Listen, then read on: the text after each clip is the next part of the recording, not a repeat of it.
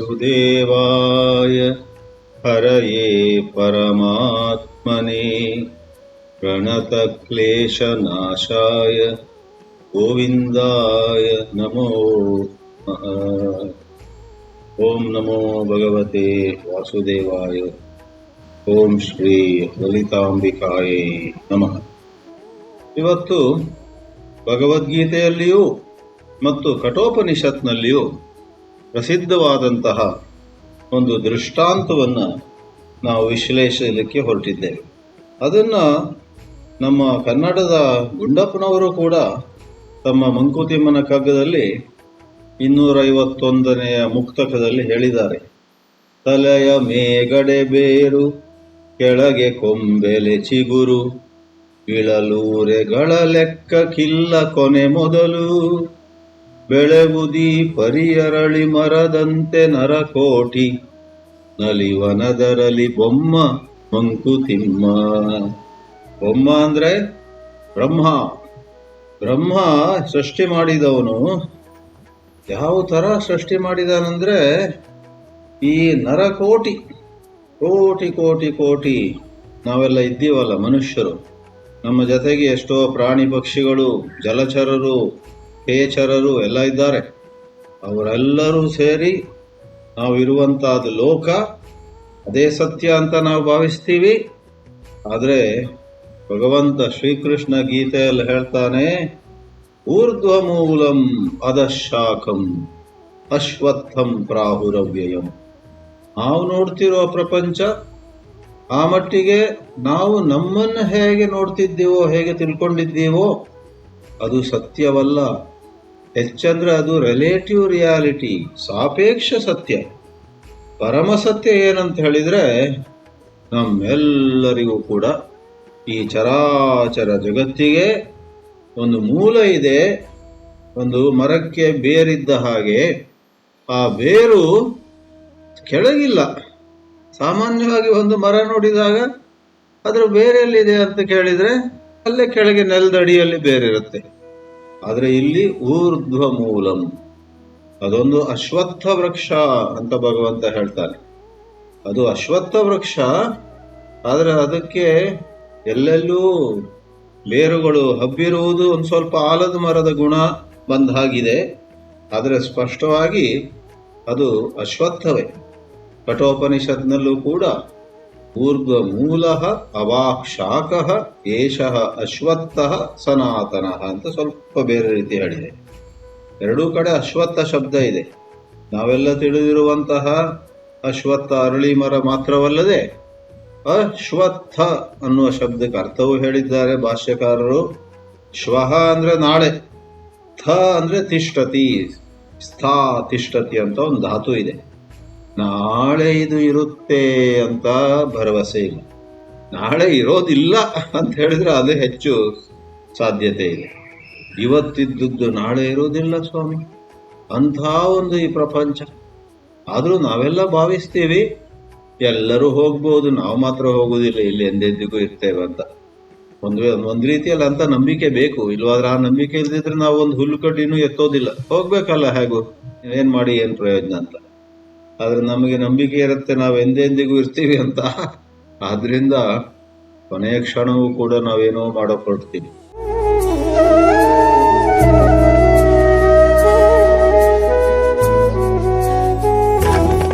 ನಾನೊಮ್ಮೆ ಮಲ್ಲೇಶ್ವರ, ನಿಮ್ಮ ಬೆಂಗಳೂರಿನ ಮಲ್ಲೇಶ್ವರದಲ್ಲಿ 88ನೇ ಇಸ್ವಿಯಲ್ಲಿ ಒಂದು ಪುಟ್ಟ ಕೊಠಡಿಯನ್ನ ಬಾಡಿಗೆಗೆ ತಗೊಂಡಿದ್ದೆ. ಅಲ್ಲಿ ಕೆಳಗೇನೆ ಮಾಲೀಕರಿದ್ರು. ನಾನು ಮತ್ತೊಬ್ಬ ಶ್ರೀನಾಥ ಅಂತ, ಈಗ ಡಾಲಸ್ ಟೆಕ್ಸಸ್ ಅಲ್ಲಿ ಇದ್ದಾನ. ನಾವಿಬ್ರು ಒಂದು ಕೋಣೆಯನ್ನ ಬಾಡಿಗೆಯನ್ನು ಹಂಚಿಕೊಂಡಿದ್ವಿ. ಇಬ್ರು ಎಲ್ಲೆಲ್ಲೋ ಕೆಲಸ ಮಾಡ್ತಿದ್ವಿ. ಆಗ ನಾವಿಬ್ರು ನಮ್ಮ ಉಳಿತಾಯದಿಂದ ಒಂದು ಚಂದವಾದ ಮಂಚವನ್ನು ತಗೊಂಡ್ಬಂದಿದ್ವಿ. ಆಮೇಲೆ ಶ್ರೀನಾಥ ನಾನು ಅಲ್ಲಿರುವಾಗಲೇ ವಿದೇಶಕ್ಕೆ ಹೊರಟೋದ. ನಾನು ಒಂದು ಸ್ವಲ್ಪ 4-5 ತಿಂಗಳು ಇದ್ದೆ. ಅದರ ನಂತರ ನಾನು ಬಿಟ್ಟು ಚಿನ್ಮಯಾನಂದ್ರ ಶರಣ 100ಕ್ಕೆ 100 ಹೋದೆ. ಇರ್ಲಿ, ನಾನು ಹೋಗ್ತೀನಂತ ಗೊತ್ತಾದಾಗ ಅಲ್ಲಿ ಕೆಳಗೆ ಮಾಲೀಕರು 86 ವರ್ಷದ್ದು ಅವರು ಬಂದು ಮತ್ತೆ ನೀವು ಹೋಗ್ತಿದ್ದೀರಾ, ಬಿಟ್ಟು ಹೋಗ್ತಿದ್ದೀರಾ, ನೀವು ಇದ್ದದ್ದು ಚೆನ್ನಾಗಿತ್ತು, ಅದೆಲ್ಲ ಸರಿ. ಆಮೇಲೆ ನೀವು ಹೋಗುವಾಗ ನೀವು ಮಂಚ ತಗೊಂಬಂದಿದ್ದೀರಲ್ಲ ಅದನ್ನ ನನಗೆ ಕೊಟ್ಬೇಡಿ. ಮಂಚದ ಮೇಲೆ ಅವ್ರಿಗೆ ಅಷ್ಟು ಆಸೆ. ಅವ್ರ ಮಗ ಒಂದ್ ದಿವಸ ಹೇಳಿದ, ನಮ್ಮ ಅಪ್ಪನಿಗೆ ಈಗ ಸ್ವಲ್ಪ ತಲೆ ಸರಿ ಇಲ್ಲ, ಅವ್ರು ಏನೇನೋ ಹೇಳಿದ್ದೆಲ್ಲ ಕೇಳಬೇಡಿ ಅಂತ. ಬೇಸರ ಆಗತ್ತೆ ಮಕ್ಕಳು ಅಪ್ಪನ ಬಗ್ಗೆ ಆ ಪ್ರಕಾರ ಮಾತಾಡಿದಾಗ. ಇರ್ಲಿ. ಆದ್ರೆ ಆ ಮನುಷ್ಯ ಒಂದ್ ದಿವಸ ಶುಕ್ರವಾರ ಸಾಯಂಕಾಲ ಮತ್ತೆ ಬಂದು, ಮರಿಬೇಡಿ, ನೀವು ಇದು ರೂಮ್ ಖಾಲಿ ಮಾಡುವಾಗ ಮಂಚ ಬೇರೆ ಯಾರಿಗೂ ಮಾರಬೇಡಿ, ನನಗೇ ಮಾರಿ, ನಾನು ಅದನ್ನು ಖರೀದಿ ಮಾಡ್ತೀನಿ. ಅಷ್ಟು ಖುಷಿಯಾಗಿತ್ತು ಅವ್ರಿಗೆ ಆ ಮಂಚ ನೋಡಿ. ಏನು ಸಾಮಾನ್ಯ ಮಂಚ ಅದು. ಆದ್ರೆ ಶುಕ್ರವಾರ ಸಾಯಂಕಾಲ ಇನ್ನೊಮ್ಮೆ ಹೇಳಿದ್ರು, ಶನಿವಾರ ಬೆಳಿಗ್ಗೆ ಅವರೇ ಇಲ್ಲ, ಮಂಚ ತಗೊಳ್ಳುವವರೇ ಇಲ್ಲ. ಈ ಪ್ರಕಾರವಾಗಿ ಅಶ್ವತ್ಥ ಅಂದ್ರೆ ಇಲ್ಲ, ನಾಳೆ ಇಲ್ಲದಂತ ಒಂದು ತಲೆಯ ಮೇಗಡೆ ಬೇರು, ಕೆಳಗೆ ಕೊಂಬು ಎಲೆ ಚಿಗುರು, ಕೊಂಬೆಲೆ ಚಿಗುರು ಅಂತ ಗುಂಡಪ್ಪನವರು ಹೇಳ್ತಾರೆ. ಇಳಲೂರೆಗಳ ಲೆಕ್ಕಕ್ಕಿಲ್ಲ ಕೊನೆ ಮೊದಲು. ಒಂದು ಕಡೆ ಹೇಳಿದ್ರು ಮೂಲವಾದ ಬೇರು ಮೇಲಿದೆ, ಆದರೆ ಅಲ್ಲಿಂದ ಮತ್ತೆ ಕೆಳಗೆ ಬೇರುಗಳು ಬರ್ತವೆ, ಶಾಖೆಗಳಿಂದ, ಕೊಂಬೆಗಳಿಂದ, ರೆಂಬೆ ಕೊಂಬೆಗಳಿಂದ ಕೂಡ ಇಳಲು ಅಂತ ಹೇಳ್ತೇವೆ ಅದಕ್ಕೆ, ಅಂತಹ ಬೇರು ಬರುತ್ತೆ. ಅಡ್ವೆಂಟಿಷಿಯಸ್ ರೂಟ್ಸ್ ಅಂತಾರೆ ಅದಕ್ಕೆ ಬಾಟನಿಯಲ್ಲಿ. ಅದು ಬೇಕಾದಷ್ಟಿದೆ.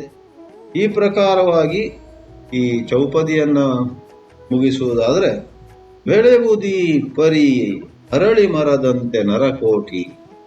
ಸೃಷ್ಟಿ ಮುಂದುವರಿತಾ ಇರುತ್ತೆ. ಇದರಲ್ಲಿ ನಾವು ಒಂದಿಷ್ಟು ಸುಖ, ಇನ್ನೊಂದಿಷ್ಟು ದುಃಖ, ಭಯ, ಚಿಂತೆ, ಮಧ್ಯ ಮಧ್ಯ ಏನೋ ಒಂದು ಪರವಾಗಿಲ್ಲ ಅಂತ ಅನ್ಸುತ್ತೆ, ಅದನ್ನ ನಾವು ನಡೆಸ್ತಾ ಇರ್ತೀವಿ. ಆದ್ರೆ ಅದು ಏನೇ ಇರಲಿ, ಹೇಗೆ ನಾಟಕದಲ್ಲಿ ಹಾಸ್ಯದ ಪ್ರಸಂಗ ಇರಲಿ, ಬಹಳ ಶೋಕದ ಪ್ರಸಂಗ ಇರಲಿ, ಒಳ್ಳೆ ನಾಟಕ ನೋಡುವವರು ಆ ಹಾಸ್ಯದ ಪ್ರಸಂಗವನ್ನು ಕೂಡ ಮೆಚ್ಚುತ್ತಾರೆ. ಆಹಾ ಎಷ್ಟು ನಗಿಸಿದ್ರು. ಆಮೇಲೆ ಶೋಕ ದುಃಖದ ಪ್ರಸಂಗ ನೋಡಿ ಕಣ್ಣೀರು ಸುರಿಸುತ್ತಾ ಆ ಒಂದು ಭಾಗ ಅಂತೂ ಎಷ್ಟು ಚೆನ್ನಾಗಿ ಮಾಡಿದ್ದಾರೆ ನಟರು ಮತ್ತು ನಟಿಯರು. ಮತ್ತೆ ಮನೆಗೆ ಹೋಗುವಾಗ ಅದು ಎರಡರ ಬಗ್ಗೆಯೂ ಕೂಡ ಮೆಚ್ಚುಗೆಯ ಮಾತುಗಳನ್ನು ಹೇಳ್ತಾ ಮನೆ ಕಡೆ ಹೋಗ್ತಾರಲ್ವೇ. ಆ ರೀತಿ ನೀವು ನಾವು ಈ ಪ್ರಪಂಚದ ಬಗ್ಗೆ ಸುಖವನ್ನು ಮತ್ತು ದುಃಖವನ್ನೂ ಕೂಡ ಒಂದೇ ರೀತಿ ಸಮವಾಗಿ ಆನಂದಿಸ್ಲಿಕ್ಕೆ ಸಾಧ್ಯ ಇಲ್ಲ. ಆದರೆ ಕಗ್ಗದಲ್ಲಿ ಹೇಳಿದ ಕೊನೆಯ ಪಂಕ್ತಿ, ನಲಿವನು ಅದರಲ್ಲಿ ಒಮ್ಮ. ಆ ಬ್ರಹ್ಮನಿಗೆ ಈ ಸೃಷ್ಟಿಯಲ್ಲಾಗುವ ಜನ್ಮವೂ ಬಹಳ ಮೋಜು ಕೊಡುತ್ತೆ, ಮರಣವೂ ಕೂಡ ಅವನಿಗೆ ಬಹಳ ಇಷ್ಟವಾಗುತ್ತೆ.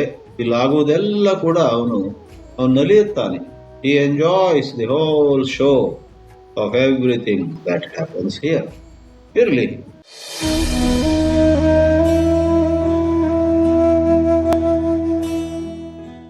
ಗೀತೆಯಲ್ಲಿ ಹೇಳಿರುವುದನ್ನೇ ನೋಡೋಣ.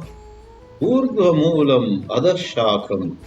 ಇಷ್ಟನ್ನೇ ನಾವು ಜ್ಞಾಪಕ ಇಟ್ಕೊಂಡ್ರೆ ನಮ್ಮ ಸಾಧನೆಯಲ್ಲಿ ತುಂಬಾ ಸಹಾಯವಾಗುತ್ತೆ.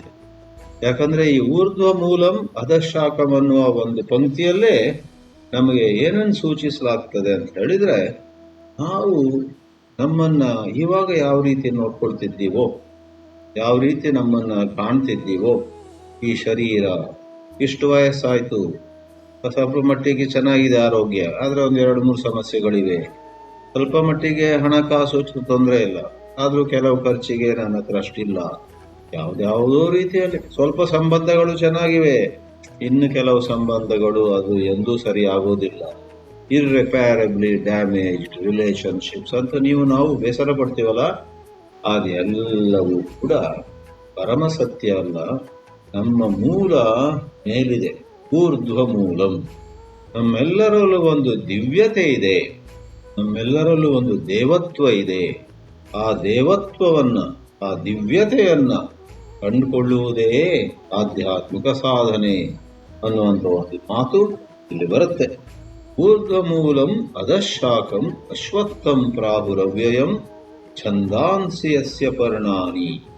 ಇವಾಗಿನ ಸಸ್ಯಶಾಸ್ತ್ರದಲ್ಲೂ ಕೂಡ ನಾವೆಲ್ಲ ತಿಳಿದುಕೊಂಡಿದ್ದೇವೆ, ಒಂದು ಮರದಲ್ಲಿ ಎಷ್ಟೋ ಎಲೆಗಳಿದ್ದಾಗ ಆ ಎಲೆಗಳಲ್ಲಿ ಅದೇನು ಫೋಟೋಸಿಂಥೆಸಿಸ್ ಅಂತೆಲ್ಲ ಹೇಳ್ತಾರೆ. ಅವುಗಳ ಮೂಲಕ ಆ ಮರಕ್ಕೆ ಇನ್ನಷ್ಟು ಪುಷ್ಟಿ, ಇನ್ನಷ್ಟು ಪೋಷಣೆ.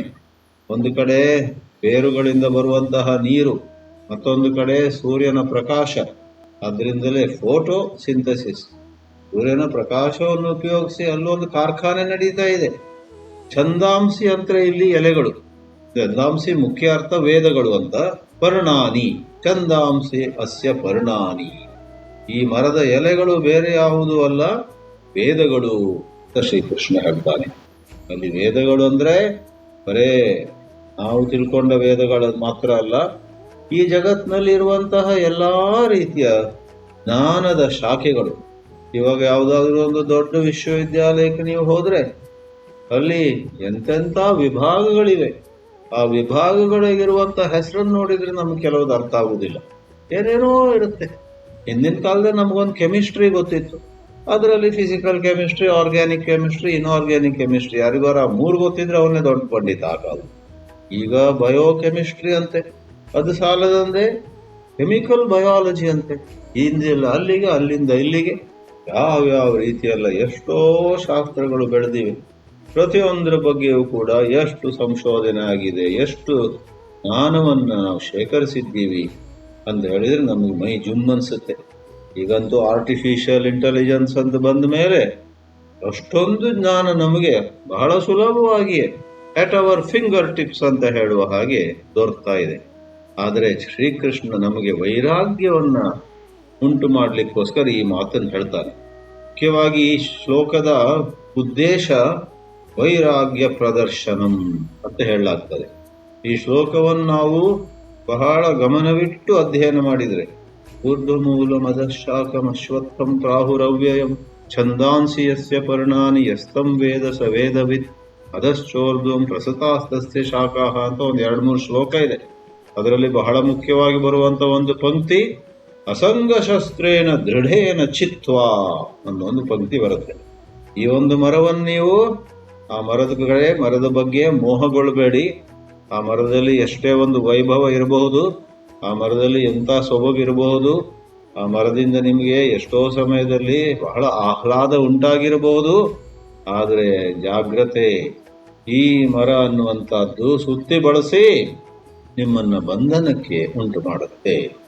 ಆದ್ರಿಂದ ಅಸಂಗ ಶಸ್ತ್ರ, ಅಸಂಗ ಅಂದ್ರೆ ವೈರಾಗ್ಯ, ನಾವು ಹೆಚ್ಚು ಹೆಚ್ಚು ಪ್ರಜ್ಞೆಯನ್ನು ಹೊಂದಿ.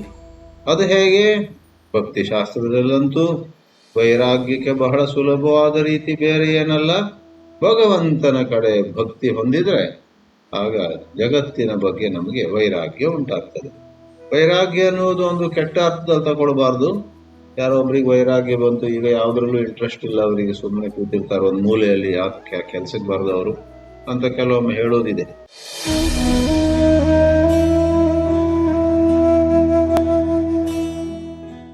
ನಮ್ಮೂರಲ್ಲಿ ನಾನು ಹೈಸ್ಕೂಲಲ್ಲಿದ್ದಾಗ ಪಕ್ಕದ ಮನೆಯಲ್ಲಿ ಒಬ್ಬ ಆತ್ಮಹತ್ಯೆ ಪ್ರಯತ್ನ ಮಾಡಿದ, ಸಾಯ್ಲಿಲ್ಲ, ಬದುಕಿದ. ಮಣಿಪಾಲ್ ಆಸ್ಪತ್ರೆ ಕರ್ಕೊಂಡೋಗಿ ಅವನಿಗೆ ಎಷ್ಟೆಲ್ಲ ಗುಳಿಗೆನೆಲ್ಲ ಕೊಟ್ಟು ಕರ್ಕೊಂಬಂದ್ರು ಜೀವಂತ.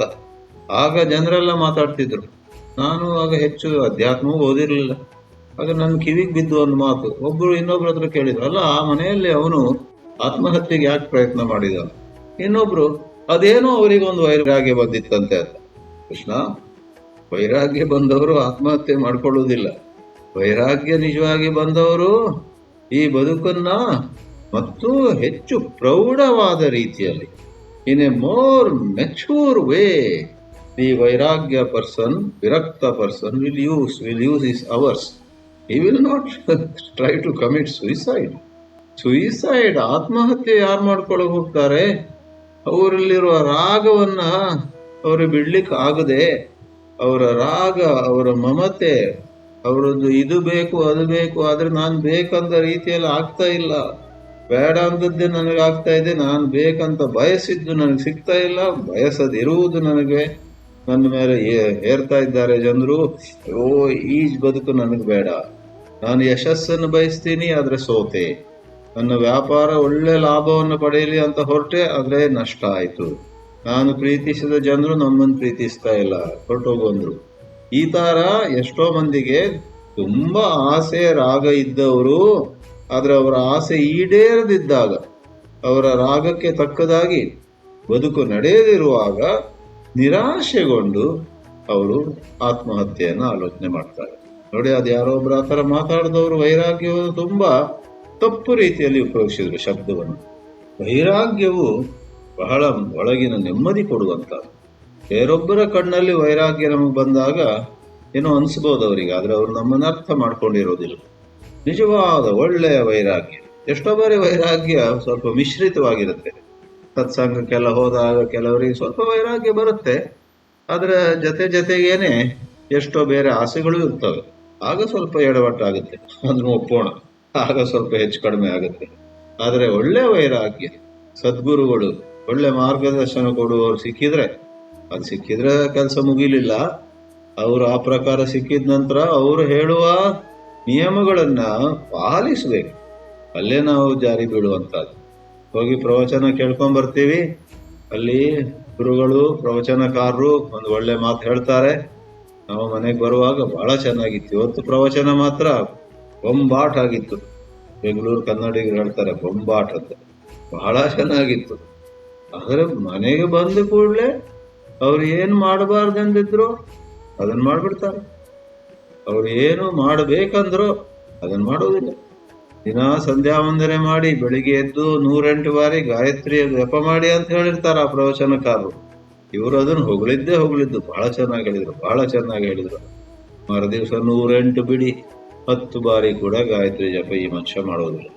ಎಂದಿನಂತೆ ಸ್ಟ್ರಾಂಗ್ ಕಾಫಿ ಕೈಯಲ್ಲಿ ಇಟ್ಕೊಂಡು ಪೇಪರ್ ಓದ್ತಾ ಇರ್ತಾನೆ. ಅಲ್ಲ, ಟ್ರಂಪ್ ಬಂದೇ ಬಿಟ್ನ ಅಂತ ಅದನ್ನ ನೋಡಿ ಇದನ್ನ ನೋಡಿ ಏನ್ ಹೇಳಿದ ಟ್ರಂಪ್, ಅದನ್ನೆಲ್ಲ ಓದ್ತಾ ಕಾಫಿ ಕುಡಿತಾರ ಹೊರತು ಸ್ನಾನ ಮಾಡಿಕೊಂಡು ಗಾಯತ್ರಿ ಜಪ ಕೂತ್ಕೊಳ್ಳೋದಿಲ್ಲ. ಆದ್ರಿಂದ ನಮಗೆ ಸದ್ಗುರುಗಳ ಉಪದೇಶ ಅದರ ಜೊತೆಗೆ ಬಹಳ ಮುಖ್ಯವಾದದ್ದು. ನಾವು ಯಥಾಶಕ್ತಿ ಆ ಉಪದೇಶವನ್ನು ಪಾಲಿಸಲಿಕ್ಕೆ ಪ್ರಯತ್ನ ಮಾಡಿದರೆ ಆಗ ಒಳಗೆ ವಿವೇಕ ಬೆಳೆದು ವೈರಾಗ್ಯ ಕೂಡ ಬೆಳೆಯುತ್ತೆ. ಊರ್ಧ್ವಮೂಲ ಮದಶಾಖಂ ನೋಡಿ, ಕಠೋಪನಿಷತ್ನಲ್ಲಿದೆ. ಊರ್ಧ್ವಮೂಲ ಪವಾಕ್ಷಾಖಃ ಏಷಃ ಅಶ್ವತ್ಥಃ ಸನಾತನಃ ತದೇವ ಶುಕ್ರಂ ತದ್ಬ್ರಹ್ಮ ತದೇವಾಮೃತ ಮುಚ್ಯತೆ. ಆ ಮೂಲ, ಆ ಬೇರು, ತಲೆಯ ಮೇಗಡೆ ಬೇರು ಅಂತ ಕಗ್ಗದಲ್ಲಿ ಹೇಳಿದ್ರು. ತಲೆಗಿಂತ ಮೇಲೆ ಆ ಬೇರು ಬೇರೆ ಯಾವುದಲ್ಲ. ಕಠೋಪನಿಷತ್ ಹೇಳುತ್ತೆ ತದ್ ಬ್ರಹ್ಮ, ಅದೇ ಅಮೃತ ಅಂತ. ಈ ಒಂದು ವೃಕ್ಷ, ಅಶ್ವತ್ಥ ವೃಕ್ಷ, ಈ ಮೊದಲು ಹೇಳಿದಂತೆ ಅಶ್ವತ್ಥ ಅನ್ನುವ ಶಬ್ದವು ಒಂದು ಕಡೆ ನಾವೆಲ್ಲ ತಿಳಿದಿರುವಂತಹ ಅರಳಿ ಮರ, ಆದ್ರೆ ಇನ್ನೊಂದು ಕಡೆ ಆ ಶಬ್ದದ ರಚನೆಯನ್ನು ನಾವು ನೋಡಿದ್ರೆ, ಆ ಶಬ್ದದ ವ್ಯುತ್ಪತ್ತಿಯನ್ನು ತಿಳ್ಕೊಂಡ್ರೆ ನಾಳೆ ಇರುತ್ತೆ ಅಂತ ಯಾವುದ್ರ ಬಗ್ಗೆ ಭರವಸೆ ಇಲ್ಲವೋ ಅದು ಅಶ್ವತ್ಥ ಅಂತ ಹೇಳ್ತಾರೆ. ಅದೇ ರೀತಿಯಲ್ಲಿ ವೃಕ್ಷ ಶಬ್ದ, ವೃಕ್ಷ ಮರ, ಅದಕ್ಕೂ ಕೂಡ ಸಂಸ್ಕೃತ ವ್ಯಾಕರಣದ ಪ್ರಕಾರ ಒಂದು ಶಬ್ದ ಹೇಗೆ ರಚನೆ ಆಗುತ್ತೆ ಅನ್ನೋದನ್ನ ವಿಶ್ಲೇಷಿಸಿದಾಗ ಒಂದು ಅರ್ಥ ಇದೆ. ಭ್ರಶ್ಚನಾತ್ ಅಂತ. ಭ್ರಶ್ಚನ ಅಂದ್ರೆ ಕಡಿದು ಹಾಕೋದು, ಭ್ರಶ್ಚನ ಅಂದ್ರೆ ಅದನ್ನು ಕತ್ತರಿಸೋದು. ಮರಗಳೆಲ್ಲ ಎಷ್ಟೋ ಮಟ್ಟಿಗೆ ಯಾರೋ ಒಬ್ರು ಬಂದು ಕತ್ತರಿಸಿ ಹಾಕ್ತಾರೆ. ಅವರು ಯಾರೋ ಬಂದು ಅದನ್ನ ಕಟ್ಟಿಗೆ ಬೇಕು ಅಂತ ಕತ್ತರಿಸ್ತಾರೆ. ಆದ್ರಿಂದ ಎಷ್ಟೋ ಕಡೆಯಲ್ಲಿ ಸಾಮಾನ್ಯವಾಗಿ ಒಂದಲ್ಲ ಒಂದು ದಿನ ಕತ್ತರಿಸಲ್ಪಡುವಂತಹದ್ದು ಅದು ವೃಕ್ಷ ಅಂತ ಹೇಳ್ತೀವಿ. ಈ ವೃಕ್ಷ ನಾಳೆ ಇರೋದಿಲ್ಲ, ನಾಳೆ ಅದು ಈ ರೂಪದಲ್ಲಿ ಇರೋದಿಲ್ಲ ಅನ್ನೋದ್ರ ಬಗ್ಗೆ ಶಂಕರಾಚಾರ್ಯರು ಕಠೋಪನಿಷತ್ ಭಾಷ್ಯದಲ್ಲಿ ಬಹಳ ಅದ್ಭುತವಾದ ಸಾಹಿತ್ಯವನ್ನ ಕೊಟ್ಟಿದ್ದಾರೆ. ಪ್ರತಿ ಕ್ಷಣವೂ ಕೂಡ ಅದರ ಸ್ವಭಾವ ಬದಲಾಗುತ್ತೆ ಅಂತ. ಆಮೇಲೆ ಮರುಭೂಮಿಯಲ್ಲಿ ನೀರು ಅಂತ ನಾವು ಭಾವಿಸ್ತೀವಿ ನೋಡಿ, ಮರೀಚಿಕೆ, ಆ ಪ್ರಕಾರವಾಗಿ ಇದರಲ್ಲಿ ಭ್ರಾಂತಿಯೇ ಹೆಚ್ಚು ಅಂತ ಹೇಳ್ತಾರೆ. ಗಂಧರ್ವ ನಗರ, ನಮ್ಮ ಪುರಾಣದ ಕಥೆಗಳಲ್ಲೆಲ್ಲ ಕೆಲವೊಮ್ಮೆ ಕೇಳಲಿಕ್ಕೆ ಸಿಗುತ್ತೆ. ಒಂದು ನಗರ ತೋರಿ ಬರುತ್ತಂತೆ, ನಾವೆಲ್ಲ ಹೋಗ್ತಾ ಇದ್ದೀವಿ, ನಗರ ಅಲ್ಲಿ ಏನು ವಿಜೃಂಭಣೆ, ದೊಡ್ಡ ಪಾರ್ಟಿ ನಡೀತಾ ಇದೆ, ನಾವು ಹೋಗ್ತೀವಿ, ನಮಗೂ ಒಂದು ಐಸ್ ಕ್ರೀಮ್ ತಿನ್ಲಿಕ್ಕೆ ಸಿಗುತ್ತೆ, ಅದೆಲ್ಲ ಆಯ್ತು. ಆಮೇಲೆ ಕೊನೆಗೆ ಏನಾಯ್ತೋ ಗೊತ್ತಿಲ್ಲ, ಯಾವ ನಗರವೂ ಇಲ್ಲ, ಯಾವ ಪಾರ್ಟಿಯೂ ಇಲ್ಲ, ನಾವು ಬಿದ್ದಿದ್ದೀವಿ. ಬೆಳಗಾದಾಗ ಎದ್ದು ನೋಡ್ತೀವಿ, ಸುಮ್ಮನೆ ಒಂದು ದೊಡ್ಡ ಮೈದಾನದಲ್ಲಿ ಬಿದ್ದಿದ್ದೀವಿ, ಅಲ್ಲಿ ಯಾವುದರ ಒಂದು ಚಿಹ್ನೆಯೂ ಇಲ್ಲ. ಈ ಪ್ರಕಾರವಾಗಿ ತುಂಬಾ ದೃಷ್ಟಾಂತಗಳನ್ನು ಕೊಡ್ತಾರೆ. ಕದಲಿ ಸ್ತಂಭವತ್ ನಿಸ್ಸಾರಹ. ಈ ಬಾಳೆ ಮರದ ಯಾವ ಮುಖ್ಯ ಭಾಗ ಇದೆ ಅದನ್ನು ನಾವು ಕತ್ತರಿಸಿ ಅದರ ಹೊರ ಭಾಗವನ್ನು ತೆಗೀತಾ ಹೋದ್ರೆ ಒಳಗೆ ಕೊನೆಯಲ್ಲಿ ಏನೂ ಇಲ್ಲ. The stem of plant and tree ಕದಲಿ ಸ್ತಂಭವತ್, ಅದ್ರ ಒಳಗೆ ಹೋದ್ರೆ ನಿಸ್ಸಾರಹ. ಮತ್ತೆ ಇರ್ಲಿ, ಅದೆಲ್ಲ ಹೊರಗಿನ ದೃಷ್ಟಾಂತಗಳಾದವು. ಸೈಕಲಾಜಿಕಲ್ ಕಾಂಟೆಕ್ಸ್ಟ್ ಅಲ್ಲಿ, ನಮ್ಮ ಮನಸ್ಸು ಬುದ್ಧಿಗಳ ಸಂದರ್ಭದಲ್ಲೂ ಕೂಡ ಶಂಕರಾಚಾರ್ಯ ಹೇಳ್ತಾರೆ, ಈ ಪ್ರಪಂಚದಲ್ಲಿ ಎಷ್ಟೆಷ್ಟೋ ಸಿದ್ಧಾಂತಗಳು, ಅದರಲ್ಲಿ ಅರ್ಧಕ್ಕರ್ಧ ಆಚಾರ್ಯರು ಕರೀತಾರೆ ಅದನ್ನ ಪಾಷಂಡ ಬುದ್ಧಿ ಕಲ್ಪಾಸ್ಪದ ಅಂತ. ಅರ್ಧಕ್ಕರ್ಧ ಈ ಮನುಷ್ಯನಿಗೆ ಬುದ್ಧಿ ಕೊಟ್ಟದ್ದು ವರದಾನ ಮಾತ್ರ ಅಲ್ಲ, ಶಾಪವೂ ಆಗಿದೆ. ಅರ್ಧಕ್ಕರ್ಧ ಬೇರೆ ಬೇರೆ ಫಿಲಾಸಫೀಸ್ ಅಂತ ನಾವೇನು ಹೇಳ್ತೀವಿ, ಅವೆಲ್ಲ ಅಟ್ಟರ್ಲಿ ಮೆಟೀರಿಯಲಿಸ್ಟಿಕ್. ದೇವರಲ್ಲಿ ನಂಬಿಕೆ ಇಲ್ಲ, ಶಾಸ್ತ್ರದಲ್ಲಿ ನಂಬಿಕೆ ಇಲ್ಲ, ಗುರುವಿನಲ್ಲಿ ವಿಶ್ವಾಸ ಇಲ್ಲ. ಗುರುವು ಸುಳ್ಳು, ಶಾಸ್ತ್ರದ ಅರ್ಥವಿಲ್ಲದ್ದು. ದೇವರನ್ನೋದು ನೀವು ಸೃಷ್ಟಿಸುವುದು, ದೇವರು ನಿಮ್ಮನ್ನು ಸೃಷ್ಟಿಸಲಿಲ್ಲ, ನೀವು ದೇವರನ್ನು ಸೃಷ್ಟಿಸಿದ್ರ ಅಂತ ಹೇಳುವವರೆಲ್ಲ ತುಂಬಾ ಜನ ಇದ್ದಾರೆ. ಅವರಲ್ಲಿ ಕೆಲವರೆಲ್ಲ ದೊಡ್ಡ ದೊಡ್ಡ ವಿಶ್ವವಿದ್ಯಾಲಯಗಳಲ್ಲಿ ದೊಡ್ಡ ದೊಡ್ಡ ಪ್ರೊಫೆಸರ್ ಆಗಿಯೂ ಕೂತ್ಕೊಂಡಿರ್ತಾರೆ.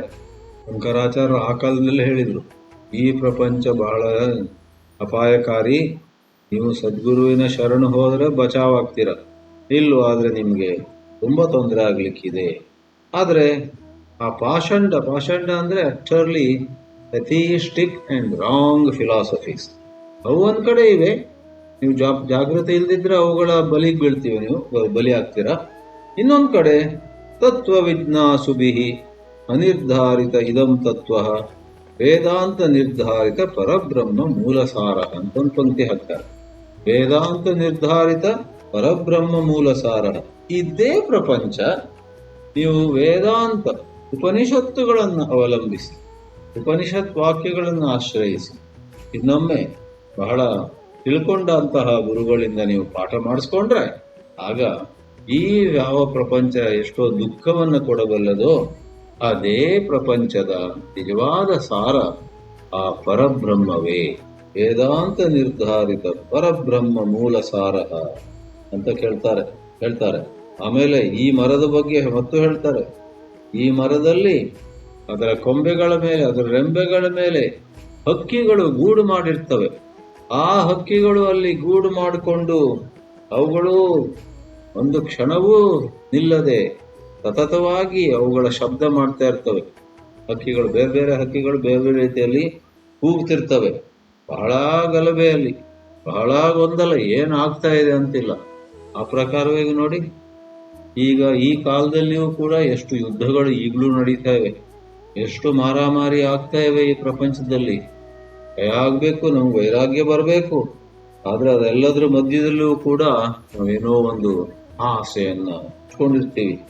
ಅದರಿಂದ ಇದೆಲ್ಲದರ ಮಧ್ಯದಲ್ಲಿ ಪುನಃ ಈ ಸಂಸಾರ ವೃಕ್ಷ, ಈ ವೃಕ್ಷಕ್ಕೆ ಸಂಸಾರ ವೃಕ್ಷ ಅಂತಲೇ ಹೆಸರು. ಈ ಸಂಸಾರ ವೃಕ್ಷದ ಬಗ್ಗೆ ಪುನಃ ಆಚಾರ್ಯ ಶಂಕರರು ಹೇಳ್ತಾರೆ, ವೇದಾಂತ ವಿಹಿತ ಬ್ರಹ್ಮಾತ್ಮ ದರ್ಶನ ಅಸಂಗ ಶಸ್ತ್ರಕೃತ ಉಚ್ಛೇದ.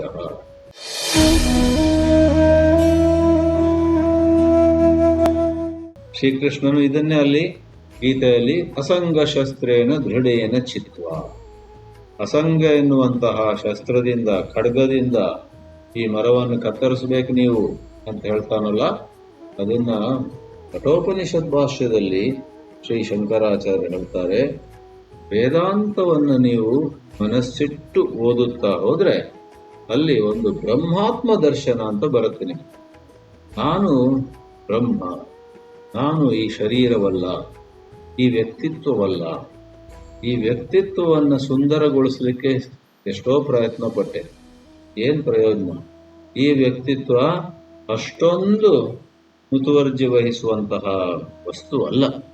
ಇದು ಎಷ್ಟು ಬೇಕೋ ಅಷ್ಟೇ ಗಮನ ಕೊಡಬೇಕು. ವ್ಯಕ್ತಿತ್ವಕ್ಕೆ ಅದನ್ನು ಚಂದ ಮಾಡೋದು, ಯೌವನದಲ್ಲಂತೂ ನೀವು ಎಲ್ಲರೂ ಕೂಡ ಸ್ವಲ್ಪ ಹುಚ್ಚಾಗ್ಬಿಡ್ತೇವೆ. ಯಾವುದೋ ರೀತಿಯಲ್ಲಿ ಕಾಸ್ಮೆಟಿಕ್ಸ್ ಎಲ್ಲ ಹಾಕೊಂಡು, ಅಂಗಿ ಮೇಲೂ ಏನೋ ಒಂದು ಪರಿಮಳ, ಮೇಲೂ ಏನೋ ಹಾಕೊಳ್ತೀವಿ. ಆಮೇಲೆ ಒಂದು ಕಾಲದಲ್ಲಿ ಎಲ್ಲರೂ ಕೂಡ ಕೂದಲನ್ನ ಕಪ್ಪು ಮಾಡ್ಕೊಳ್ಳೋಕೆ ಏನೋ ಹಾಕೊಂಡಿರ್ತಾರೆ. ಕೆಲವು ಕಡೆ ನೋಡ್ತೀವಿ, ಕಳೆದ ವಾರ ಸಿಕ್ಕಿದ್ರೊಬ್ರು ಎಲ್ಲ ಕೂದಲು ಕಪ್ಪಿತ್ತು, ಇವತ್ತು ಸಿಗ್ತಾರೆ ಎಲ್ಲ ಕೂದಲು ಒಂದೇ ಸರಿ ಬಿಡಿ. ಮೊದಲೇ ಸರಿ ಆ ಥರ ನೀವು ನೋಡಿದಾಗ ಹೇಗೆ ಒಂದೇ ಸರಿ ಹೇಗಾಗುದು? ಆಮೇಲೆ ಇಷ್ಟು ದಿನ ಅವ್ರು ಡೈ ಹಾಕ್ತಿದ್ರಾ, ಗೊತ್ತಿರಲಿಲ್ಲ ಅಂತ. ಅದರಿಂದ ಅದು ಮಾಡಬಾರ್ದು ಅಂತ ನಾನೇನು ಹೇಳ್ತಾ ಇಲ್ಲ, ಅದು ಬೇರೆ ವಿಷಯ. ಏನು ಮಾಡ್ಬೋದು, ಏನು ಮಾಡಬಾರ್ದು. ಆದರೆ ಹೇಳುವುದೇನೆಂದ್ರೆ, ಈ ಶರೀರ ಮಾತ್ರ ಅಲ್ಲ, ಈ ವ್ಯಕ್ತಿತ್ವದ ಎಷ್ಟೆಷ್ಟೋ ಕೆಲಸ ಕಾರ್ಯಗಳು ನಾವೇನೇನೋ ಆಗ್ತೀವಿ. ಇದಕ್ಕೆ ಅಧ್ಯಕ್ಷರು, ಅದಕ್ಕೆ ಕಾರ್ಯದರ್ಶಿ ಅಂತೆ, ಇಲ್ಲಿ ಸದಸ್ಯರಂತೆ, ಅಲ್ಲಿ ಮುಕ್ತೇಸರಂತೆ, ಯಾವುದೋ ಪದವನ್ನೆಲ್ಲ ಪಡೆದು ನಮ್ಮ ಬೆನ್ನಿಗೆ ನಾವೇ ಬೆನ್ನು ತಟ್ಟಿ ನಮ್ಮನ್ನು ಹೊಗಳ್ಕೊಳ್ತೀವಿ, ಇಷ್ಟಪಡ್ತೀವಿ. ಎಲ್ಲೋ ಅಂತಹ ಪದ ಸಿಗಲಿಲ್ಲ ಅಂತಾಗ ಬೇಸರ ಆಗುತ್ತೆ. ಕೆಲವೊಮ್ಮೆ ಈ ಟ್ರಸ್ಟ್ಗಳಲ್ಲೆಲ್ಲ ಯಾರೋ ಒಬ್ಬರಿಗೆ, ಸ್ವಾಮಿ ನೀವು 8 ವರ್ಷದಿಂದ ಟ್ರಸ್ಟಿ ಆಗಿದ್ರಿ, ಇವಾಗ ರಾಜೀನಾಮೆ ಕೊಡಿ ಅಂತ ಹೇಳಿದಾಗ ದೊಡ್ಡ ಗಲಾಟೆ ಆಗುತ್ತೆ. ಏನ್ರಿ, ಏನು ತಪ್ಪು ಮಾಡಿದೀನಿ ನಾನು, ಯಾಕ್ರಿ ನಮ್ಮನ್ನ ರಾಜೀನಾಮೆ ಕೊಡ್ಲಿಕ್ಕೆ ಹೇಳ್ತಿದ್ದೀರಾ ಅಂತ, ನಾನು ಅಪರಾಧ ಮಾಡಿದ್ನಾ, ನನ್ನಿಂದ ಏನಾದ್ರು ಪಾಪಕೃತ್ಯ ಆಯ್ತಾ ಅಂತ ಹೇಳುವವರೆಲ್ಲ ಇದ್ದಾರೆ. ಯಾಕಂದ್ರೆ ಅದಕ್ಕೆ ಅವರು ಆಸಕ್ತರಾಗ್ಬಿಡ್ತಾರೆ. ತಮ್ಮ ಹೆಸರಿನ ಮುಂದೆ ಇಂಥ ಒಂದು ದೊಡ್ಡ ಸಂಸ್ಥೆಯ ಟ್ರಸ್ಟಿ, ಗವರ್ನಿಂಗ್ ಬಾಡಿ ಮೆಂಬರ್ ಅಂತ ಹಾಕೊಳ್ಳೋದ್ರಲ್ಲಿ ಅವರಿಗೆ ಎಂಬ ಇರುತ್ತೆ. ಈ ವೇದಾಂತ ದರ್ಶನದ ಮೂಲಕ ಯಾರು ಸ್ವಾಮಿ ಆ ಪದದಿಂದ ಹೆಮ್ಮೆ ಪಡುವಂಥವ್ರು? ನಾನು ಆ ಪದ ನನಗಿರೋದ್ರಿಂದ ಎಷ್ಟು ಹೆಮ್ಮೆ, ನನಗೆ ಹೆಮ್ಮೆ, ನನಗೆ ಗರ್ವ, ನಾನು ದೊಡ್ಡವನು, ನಾನು ದೊಡ್ಡ ಮನುಷ್ಯ ರೀ, ಏನು ತಿಳ್ಕೊಂಡಿದ್ದೀರಾ ಅಂತೆಲ್ಲ ಏನೋ ಒಂದು ಕಲ್ಪನೆ ಬರುತ್ತೆ ನೋಡಿ. ಆ ನಾನು ಅನ್ನೋದು ಸತ್ಯವಲ್ಲ. ನಿಜವಾದ ನಾನು ಯಾವ ಪದದಲ್ಲಿ ಕೂತ್ಕೊಳ್ಳೋದು ಇಲ್ಲ, ಯಾವ ಪದದಿಂದ ಜಾರಿ ಬೀಳೋದು ಇಲ್ಲ. ಅದಕ್ಕೆ ಸನ್ಮಾನವೂ ಇಲ್ಲ, ಅದಕ್ಕೆ ಅಪಮಾನವೂ ಇಲ್ಲ. ಹಾಗಂದ್ರೆ ಅದು ಸ್ವಾಭಾವಿಕವಾದ ರೀತಿಯಲ್ಲಿ, ಸಹಜವಾದ ರೀತಿಯಲ್ಲಿ ನಮ್ಮ ನಿಜವಾದ ಆತ್ಮತತ್ವ ಆನಂದದಲ್ಲೇ ಇರುತ್ತೆ. ಆ ಸಹಜವಾದ ಆನಂದ ಬೇಕಂತ ಹೇಳಿದರೆ ಈ ಒಂದು ಕೃತಕವಾದಂತಹ, ಎಲ್ಲಿಂದೋ ಬಂದಂತಹ ಈ ಒಂದು ಅಹಂಭಾವ, ನಾನಿವನು, ನಾನಂತವನು, ನಾನಿಂತವನು ಅಂತ ಇದೆ ನೋಡಿ, ಅದೆಲ್ಲವನ್ನ ಈ ವೇದಾಂತದಲ್ಲಿ ನಮಗೆ ಸಿಗುವಂತಹ ಬ್ರಹ್ಮ ಆತ್ಮದರ್ಶನದ ಅಸಂಗ ಶಸ್ತ್ರ ಎಷ್ಟರ ಮಟ್ಟಿಗೆ ಭಗವಂತನಲ್ಲಿ ನಮ್ಮ ಮನಸ್ಸನ್ನು ನಾವು ನಿಲ್ಲಿಸ್ತೀವೋ ಅಷ್ಟರ ಮಟ್ಟಿಗೆ ಬೇಡ ಅಂದರೂ ಕೂಡ ಈ ಪ್ರಾಪಂಚಿಕದಲ್ಲಿ ನಮಗೆ ಆಸಕ್ತಿ ಕಡಿಮೆ ಆಗುತ್ತೆ.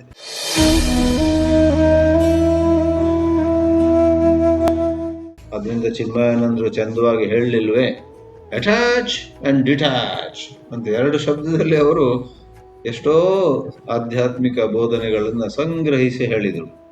Attach yourself to God, then detach. ಆ 2ನೇದು ಅಷ್ಟು ಹೇಳುವ ಅವಶ್ಯಕತೆ ಇಲ್ಲ.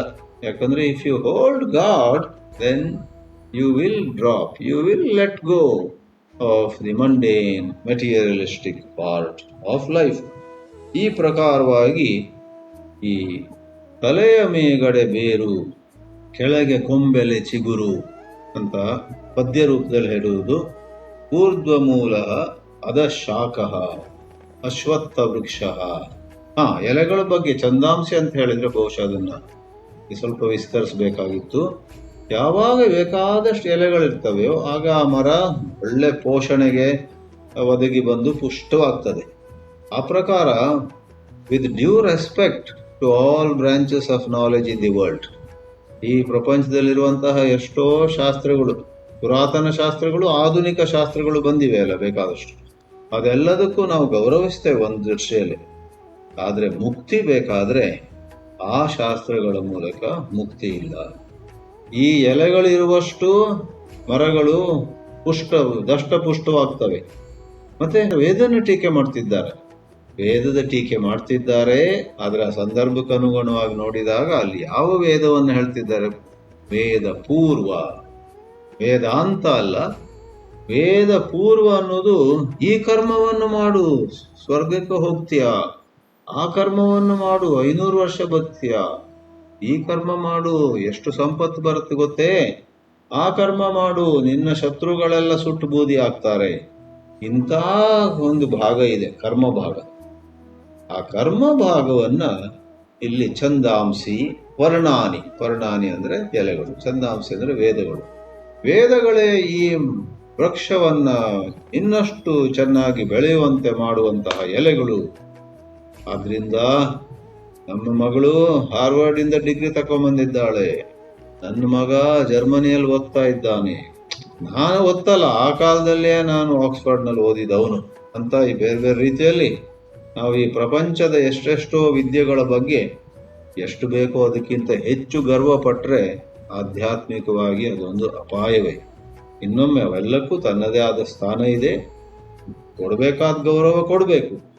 ಆದರೆ ಈ ಶಾಶ್ವತ ಶಾಂತಿ, ಮತ್ತು ಅಹಂಕಾರವನ್ನು ನಿರ್ಮೂಲ ಮಾಡಿ ಮುಕ್ತಿಯನ್ನು ಪಡೆಯಬೇಕಂದ್ರೆ ಅದೇ ವಿಜ್ಞಾನದ ಬಗ್ಗೆ, ಅದೇ ಶಾಸ್ತ್ರಗಳ ಬಗ್ಗೆ ಬಹಳ ಜಾಗ್ರತೆ ಇರಬೇಕು. ಅವುಗಳು ಚಿನ್ನದ ಪಂಜರ ಅಂತ ಹೇಳ್ತಾರಲ್ಲ, ಗೋಲ್ಡ್ ಕೇಜ್ ಹಾಗಾಗುವುದಿದೆ. ಅದರಿಂದ ಮತ್ತೇನಲ್ಲ ಮಿತ್ರರೇ, ಇವತ್ತು ನಾವು ಹೇಳಿರುವಂತ ಊರ್ಧ್ವ ಮೂಲ ಮದ ಶಾಖಂ ಅನ್ನೋದು ಬಹಳ ಒಂದು ದೃಷ್ಟಾಂತದ ಮೂಲಕ ಬಹಳ ಆಪ್ಯಾಯಮಾನವಾಗಿ, ಅಂದರೆ ಬಹಳ ಚಂದವಾಗಿ ನಮ್ಮ ನಿಜವಾದ ಬದುಕಿಗೆ ಹೊಂದುವ ರೀತಿಯಲ್ಲಿ ಶ್ರೀಕೃಷ್ಣ ಹೇಳಿದ ಉಪದೇಶ ಗೀತೆಯಲ್ಲಿ, ಯಮಧರ್ಮರಾಜ ನಚಿಕೇತನಿಗೆ ಹೇಳಿದ ಉಪದೇಶ ಕಠೋಪನಿಷತ್ನಲ್ಲಿ, ಬಹುಶಃ ಇದು ಭಾಗವತದಲ್ಲೂ ಇರಬೇಕು. ಎಷ್ಟೋ ಕಡೆಯಲ್ಲಿ ಈ ಪ್ರಸಿದ್ಧ ದೃಷ್ಟಾಂತ ಮತ್ತೆ ಮತ್ತೆ ಕಂಡು ಬರುತ್ತೆ. ಆ ಸಂಸಾರ ವೃಕ್ಷವನ್ನ ಕಡಿದು ಹಾಕಿ ಮುಕ್ತಿಯನ್ನ ಪಡೆಯುವ ನಮ್ಮ ಪ್ರಯತ್ನದಲ್ಲಿ ಆ ಮಾತೆ ಲಲಿತಾಂಬಿಕೆ ನಮಗೆ ಆಶೀರ್ವಾದ ನೀಡಲಿ, ಅನುಗ್ರಹಿಸಲಿ ಅಂತ ಪ್ರಾರ್ಥಿಸೋಣ. ಹರಿ ಓಂ.